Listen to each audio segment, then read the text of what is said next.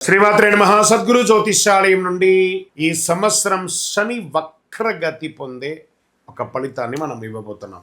ఇది శని భగవానుడు జూలై 27, 2026 సోమవారం మీనరాశిలో వక్రగతిని ప్రారంభిస్తున్నారు. డిసెంబర్ 11 ఉదయం 3:51 వరకు మళ్ళీ మారి అవుతారు. దాదాపు 138 రోజుల పాటు ఈ వక్రగతి అనేది కొనసాగుతుంది. అసలు శని వక్రగతి అంటే ఏంటి? ఆల్రెడీ ఆయన అన్ని ప్రయాణం చేసి వెళ్ళిపోయారు కదా, అప్పుడు ఏమేమి మంచి చెడు అన్నీ ఇస్తుంటారు కదా, అది బాగుందా లేదని చెప్పి మళ్ళీ తిరిగి చూసి వెనక రావడాన్ని వక్రగతి అంటే. ప్రయాణం సాఫీగా సాగుతున్నది, మళ్ళీ తిరిగి రావడాన్ని వక్రగతి అంటారు.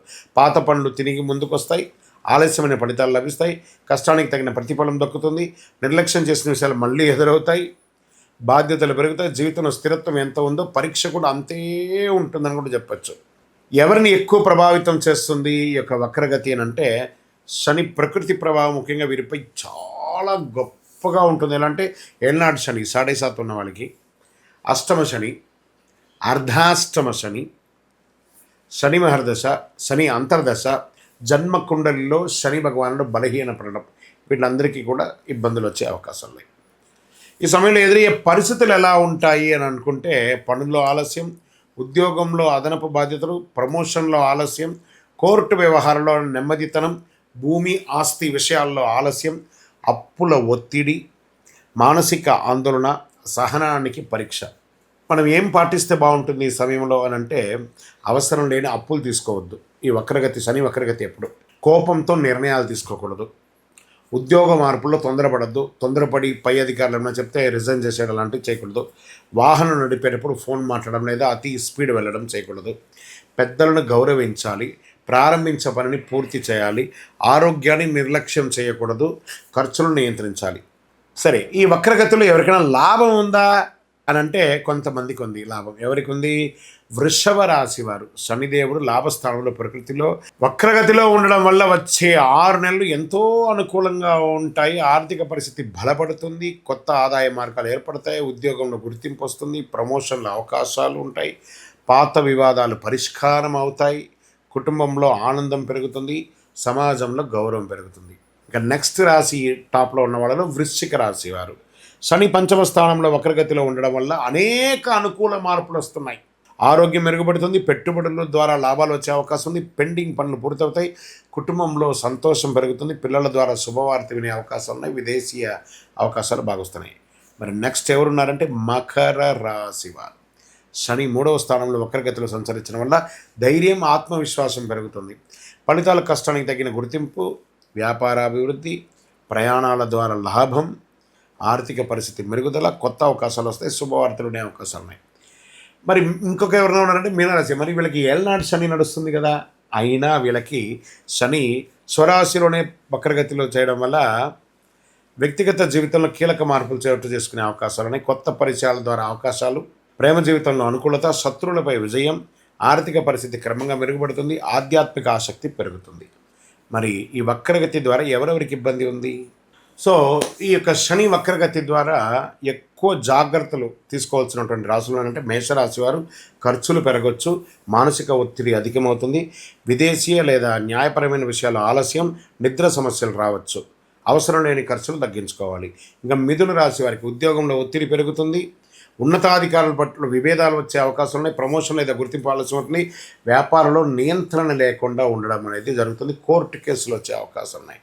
కర్కాటక రాశి వారికి అష్టమ ప్రభావం వల్ల ఆరోగ్యంపై శ్రద్ధ అవసరం, అప్పులు, పన్నులు, బీమా విషయాల్లో జాగ్రత్త, ఆకస్మిక ఖర్చులు పెరిగే అవకాశాలు ఉన్నాయి. కర్కాటక రాశి వారికి ఆరోగ్య పరీక్ష కూడా ఉంటుంది. ఇంకా సింహరాశి వారికి అష్టమ శని వస్తుంది కాబట్టి, అష్టమ శనిలో ఉన్నారు కాబట్టి ఆరోగ్యపరమైనటువంటి ఇబ్బందులు బాగా వస్తాయి, దంపతుల మధ్య వాగ్వివాదాలు పెరుగుతాయి, పెట్టుబడులకు దూరంగా ఉండడానికి ప్రయత్నం చేయండి, కాస్త జాగ్రత్త. ఇంకా అప్పులు, పన్నులు, విమర్శలు చాలా ఉంటుంది. ఇంకా కన్యా రాశి వారికి చాలా ఇబ్బందులు ఉన్నాయి, అది వాళ్ళు కూడా జాగ్రత్త పడాలి. కోర్టు కేసు లేదా ఒక చిన్న శస్త్రచికిత్స కూడా పొందే అవకాశాలు ఉన్నాయి. తులారాశి వారికి ఉద్యోగంలో అదనపు బాధ్యతలు, కోర్టు లేదా శత్రు సంబంధిత వ్యవహారాల ఆలస్యం, ఆరోగ్యంపై శ్రద్ధ అవసరం, పని విశ్రాంతి సమతుల్యం పాటించాలి, తప్పదు అని కూడా క్లియర్గా చెప్పడం జరుగుతుంది. ఇంకా ధనుసు రాశి వారికి చాలా జాగ్రత్తగా ఉండవలసినటువంటి సమయం, ఎందుకంటే అర్ధాష్టమ శని నడుస్తుంది కాబట్టి ఆరోగ్యం పట్ల శ్రద్ధ వహించాలి. ఉద్యోగ వ్యవహారాల్లో ఇబ్బందులు వచ్చే అవకాశాలు ఉన్నాయి. ఇంకా కుంభరాశి వారికి ఆదాయం కన్నా ఖర్చులు కూడా పెరిగే అవకాశం ఉంది. కుటుంబంలో మాట పట్టింపులు రావచ్చు. పెట్టుబడిలో జాగ్రత్త అని చెప్పచ్చు. ఆర్థిక ప్రణాళిక ముందుకు వెళ్ళకండి, జాగ్రత్తగా. తక్కువ ఇబ్బందులతో అనుకూల ఫలితాలు కూడా పొందే వాళ్ళల్లో ప్రధానమైనటువంటి వారిలో వృషభ, వృశ్చిక, మకర, మీన రాశి వారు ఉన్నా కూడా శని వక్రగతి సమయంలో పాటించవలసినటువంటి కొన్ని పరిహారాలు ఉన్నాయి. ప్రతి ఒక్కరు 12 ద్వాదశ రాశుల వాళ్ళు పాటించాలి. ఓం శనైశ్వరాయ నమః మంత్రాన్ని 108 సార్లు పారాయణం చేయాలి. వారి దగ్గర కూడా ఎలా అడగాలి? దేహి మే బుద్ధి వైశిష్ట్యం, దేహి మే నిత్య యవ్వనం, దేహి మే పరమానందం, దేవదేవ జగత్పతే శనైశ్వర అని ప్రార్థన చేయాలి. నల్ల నువ్వుల నూనెతో దీపం వెలిగించాలి. పేదలకు, వృద్ధులకు సేవ చేయాలి. ఇక్కడ బాగా గుర్తుపెట్టుకోవాలి, హనుమాన్ చాలీసా పారాయణం చేయండి. ఈ నవగ్రహాల దగ్గర శని భగవానుడు 19 సంవత్సరాలు, 19 అని లెక్క ఉంది కాబట్టి ఈయనకి 19 ప్రదక్షిణాలు చేయాలి. శని భగవానుడికి ప్రతి ఒక్కళ్ళు కూడాను చెయ్యండి. తర్వాత ఆ నవగ్రహాల దగ్గరికి వెళ్ళి నవగ్రహాలకు ప్రదక్షిణ చేసిన తర్వాత మేము కాలు కడుక్కుంటాము అని చెప్పి తప్పు పని చేయకండి. అబ్బో ఏమో అయిపోతుంది కాలు కడుక్కోపోతా అంటే ఆ దుష్టగ్రహం కాదు శని భగవానుడు. ఆ శని భగవానుడి యొక్క పూజ చేసి కాలు కడుక్కొని ఇబ్బంది పెడితే ఆయన అనుకుంటాడు మేము పనికిరాని వాళ్ళు కదా, మీకు నేను ఏ రకంగా ఇబ్బంది పెట్టాలని అనుకుంటాడు. కాబట్టి గుర్తుపెట్టుకోండి, ఆ దేవుడు పనికిరాడంటే దేవాలయంలోనే ఆ విగ్రహాన్ని ప్రతిష్ఠించరు కదా. మరి గురుగారు అందరూ కాలు కడుక్కోవాలంటారు కదా అంటే ఇది వచ్చి ఒక అపోహ మాత్రమే, చరిత్ర ఎవిడెన్స్ లేదండి. ఆ శని భగవాన్ దగ్గర దీపం వెలిగిస్తారు, నూనె పోస్తారు చూసారా, అవన్నీ కూడా కారి కింద పడుతుంది కదా, దాన్ని తొక్కి ప్రదక్షిణాలు చేస్తే వృద్ధులు కానీ, పిల్లలు కానీ, మహిళలు కానీ ఎవరైనా జారి కింద పడతారని నవగ్రహం తిరిగిన తర్వాత కాలు కడుక్కోండి, ఆ నూనె కాలు కంటకూడదు అని చెప్పారు. కానీ నవగ్రహాలు తిరగడం వల్ల కాలు కడుక్కోవడం అనేది అపోహ, అది ఒకటి చెయ్యకండి. 19 ప్రదక్షిణాలు చేయండి. నువ్వులతో దీపం వెలిగించండి, నువ్వుల నూనెతో దీపం వెలిగించండి. బెల్లం కాకికి పెట్టండి. కాకధ్వజాయ విద్మహే ఖడ్గహస్తాయ ధీమహి తన్నః మంద ప్రచోదయాత్ అని చెప్పి ప్రార్థన చేయండి. పేదవాళ్ళకి చెప్పులు దానం ఇవ్వండి, ఒక బెడ్షీట్ దానం ఇవ్వండి, ఒక గొడుగు దానం ఇవ్వండి. అన్ని రకాలుగా బాగుంటారు. ఇంకనూ గురుగారు మా యొక్క వ్యక్తిగత జాతకంలో ఈ యొక్క శని వక్రగతి యొక్క దాన్ని మేము నిర్మూలించుకోవాలి, దానికి పరిహారం పొందాలి అని అంటే దానికి ఏ రకంగా చేయాలంటే మీ పరిసర ప్రాంతాల్లో ఉన్నటువంటి గురువులని, జ్యోతిషాస్త్ర నిపుణులని సంప్రదించండి. లేదా మా దగ్గరే తెలుసుకోవాలనుకుంటున్నారా, మా డిస్ప్లేలో కనబడుతున్నటువంటి నంబర్కి మీ పేరు, date of birth, time of birth, place of birth text చేసి మీ యొక్క అపాయింట్మెంట్ ఫిక్స్ చేసుకోండి. విజయోస్తు.